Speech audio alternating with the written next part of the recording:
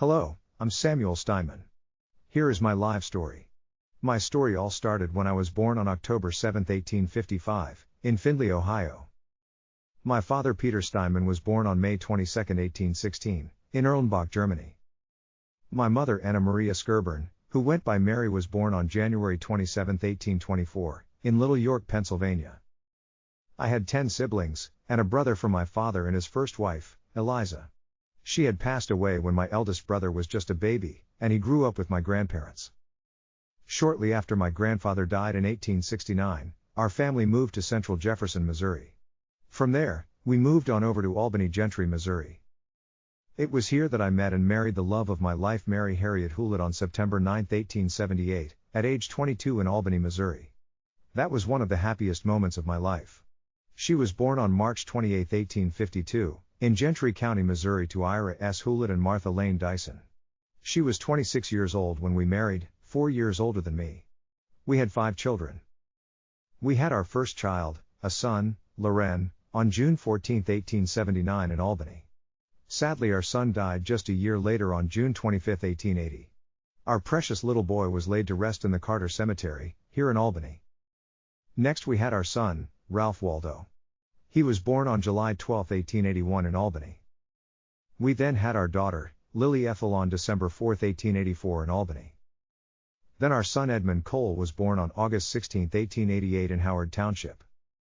And last but not least, we had Arthur Allender, who was born July 18, 1894 in Albany. This was the earliest portrait we had taken of our new, little family sometime in the middle of 1885. The 2 little ones you see in the photograph are Ralph and Lily. We had this family portrait taken for Christmas in 1895. In 1901 the smallpox epidemic hit our town, and even though we were under quarantine, we had declined vaccination. As a result, Lily came down with smallpox after being exposed to the neighbors who had it. She was quite ill, but pulled through just fine. I was very close to my brothers John and George, along with my sister Maggie. For a while there, we were all in Gentry County together and our kids were able to grow up together. Here's a photograph of our kids together. On January 1, 1908, my eldest son, Ralph, married Miss Angie Frances Rogers, the daughter of David Rogers and Georgie Bethel, in Lathrop, Missouri.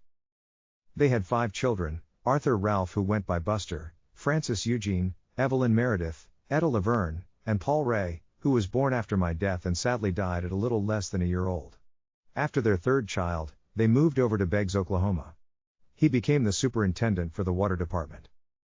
Our son Edmund married Cora Alice Taylor, the daughter of John William Taylor and Sarah Ellen Stubbins, on March 1, 1908, in Albany.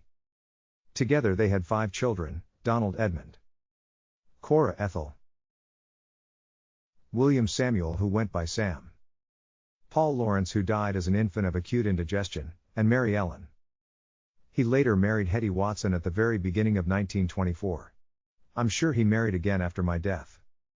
This son of mine had a bit of a wild streak. He had changed his name just as quickly as his women, his jobs, and towns that I could barely keep up. He was a butcher, then an electrical engineer at the light and water plant, then a bricklayer, a stationary engineer at the Jersey Cereal Company, then back to a brick mason.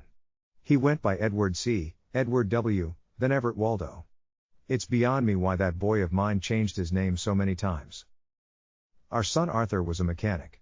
He married Grace Cox on August 5, 1916. They only had the chance to have 1 son together, Arthur Wilburn, before he was killed by a gunshot wound to the head on April 10, 1917. It was ruled a suicide that entailed during an argument with his wife behind a closed bedroom door, but to this day, no one will ever really know. We laid him to rest in the Carter Cemetery. Our daughter Lily never married and became a school teacher. I worked as a butcher alongside my brother John and my sister Maggie's husband, George Shepard. I'll never forget the summer I had to have my hand amputated after it became so severely infected when I had broken my wrist and hand the month before while cranking a Ford engine. The engine kicked when I tried to crank it, and struck me good. The flesh and bones got so infected, that they had to take it. I passed away on May 11, 1925 in Albany of chronic kidney disease and am buried in the Carter Cemetery, if you'd like to visit. A lifetime full of memories. Thanks for watching. Farewell and thanks for listening to my story.